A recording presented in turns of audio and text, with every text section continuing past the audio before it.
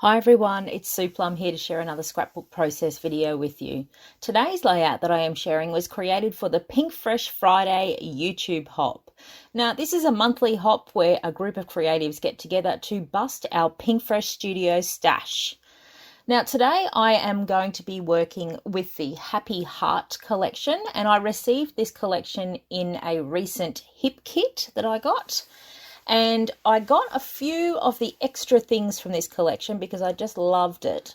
So I've got quite a number of papers there. I've got chipboard frames, I've got floral ephemera, I've got an ephemera pack, I've got the journaling bits, and I'm also going to be working with a couple of Distress Oxides as well.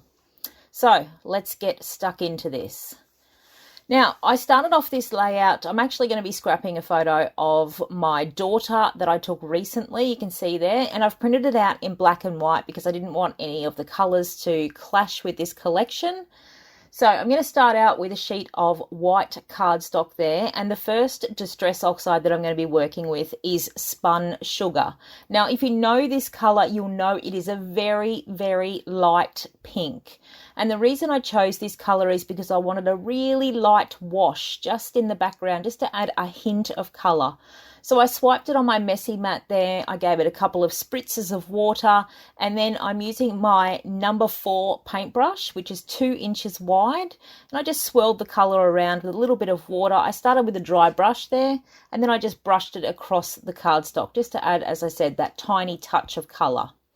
Now, you would have seen in my photo there that my daughter was standing in front of the brick wall. So I wanted to continue that brick pattern on my background, but I didn't want to stamp with black, even though there was quite a bit of black in the photo, and traditionally I would stamp with black. But given that the colors in this collection are just so soft and pretty, I didn't want to overwhelm it with too much darkness. So I decided to stamp with another one of my Distress Oxides. So the color I was working with there was Kitsch Flamingo, which is a beautiful like candy pink. I love it. It's right in the sort of the middle of the pink spectrum, and it's a beautiful color. Now, moving on to my pattern papers, because I set my Distress Oxides aside just to dry.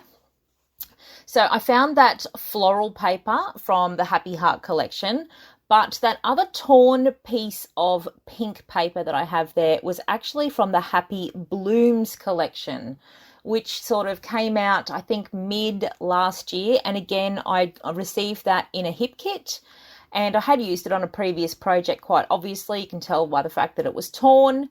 And I wanted to work with pinks on this page. So I did pull that one out just to add an extra pink paper in. So I had a large tag there, which I decided to trace around onto those patterned papers just to make a couple of large pattern paper tags that I could use to back my photo with.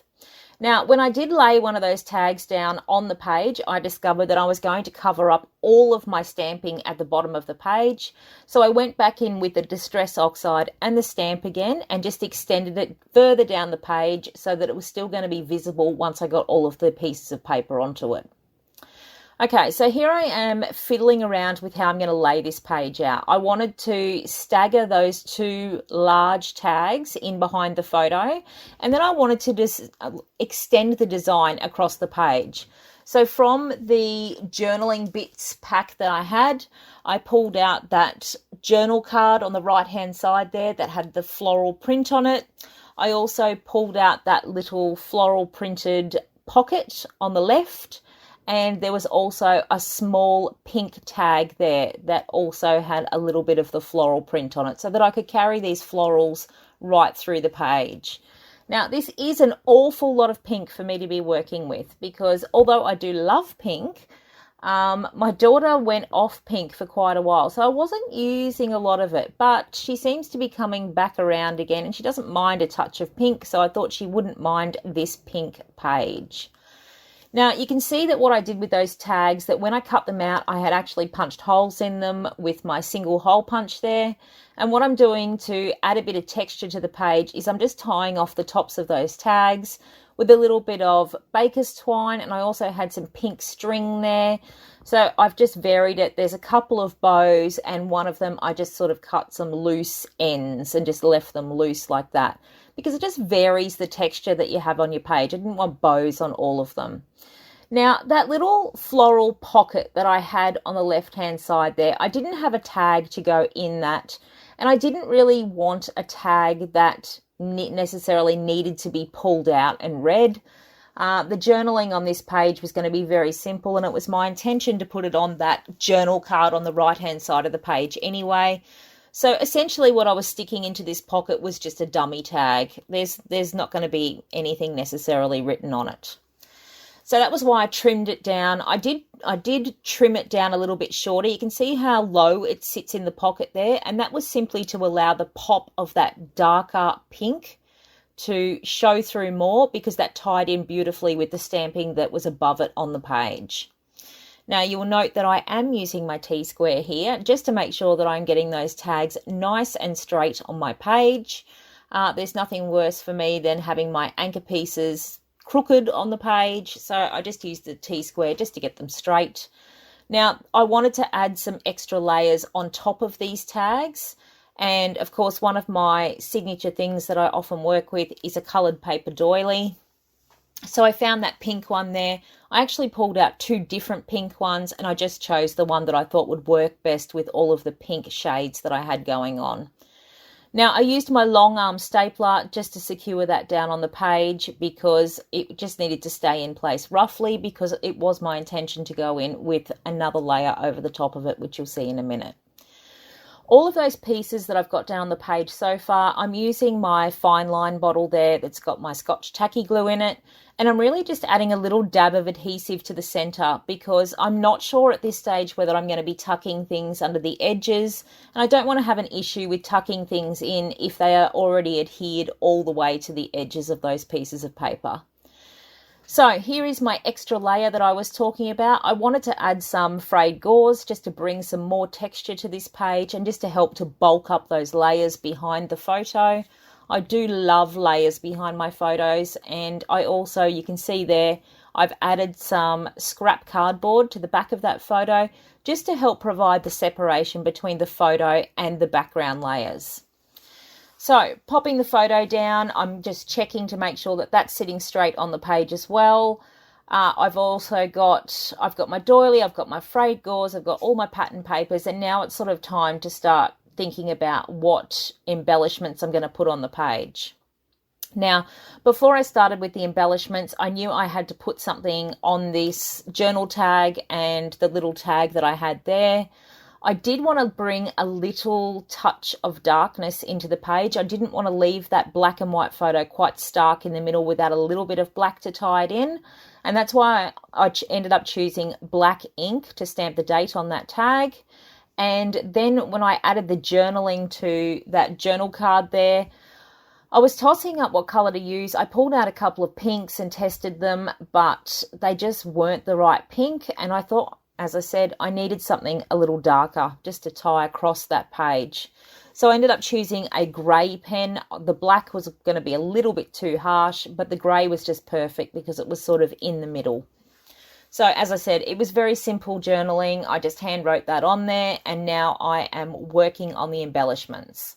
So the first thing that I had pulled out was the little pack of wood accents. And you will see they have got like sweet little wood veneer. They are like embroidery hoops with the little extra bit stuck in the middle there. So I've chosen one of those with a floral print to put on the left-hand side. And then I've chosen one that looks like a little clipboard that says "Celebrate You" on the little card. And that's what I am using as the title of this layout.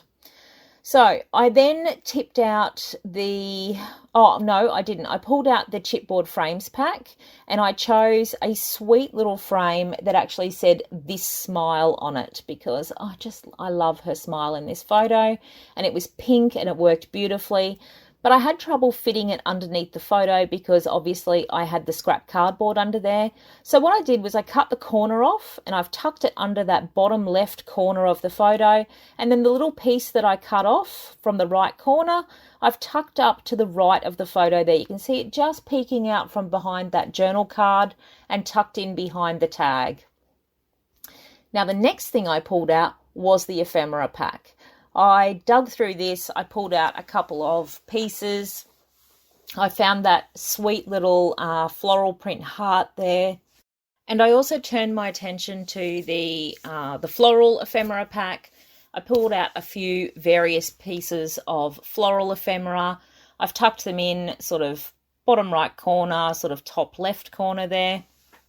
I really did stray from my traditional 3 embellishment clusters with this page. I just wanted it to flow across the page.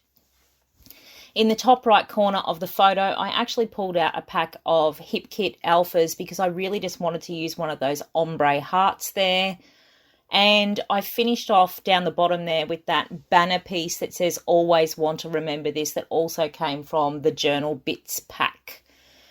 I think that was about it. Oh, there was a little chipboard, that little chipboard word happy that I added to that tag up the top. Now, last but certainly not least, I could not resist that stunning paper with all of those butterflies on it. And you'll see on that journal card over on the right-hand side there, I had that little bit of a gap above the journaling because I hadn't started the journaling on the top line. So I found a little butterfly that would match with the page, and I just roughly fussy cut it out and stuck it on there with a little dab of glue, folded its wings up from the page, of course, just to add some dimension, and I'm pretty sure that was it. At this stage, I'm just going around, I'm just finishing tacking down all the edges of those papers that I didn't do earlier, because now I'm pretty sure I'm not going to be tucking anything else underneath.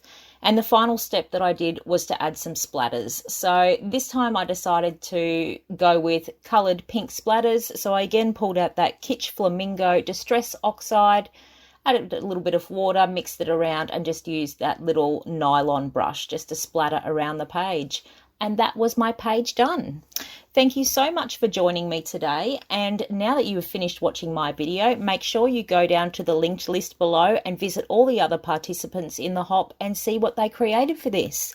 If you like this video, don't forget to give me a thumbs up, leave me a comment, any questions. I love your feedback. Thanks so much for sticking around and watching. I'll see you next time. Bye.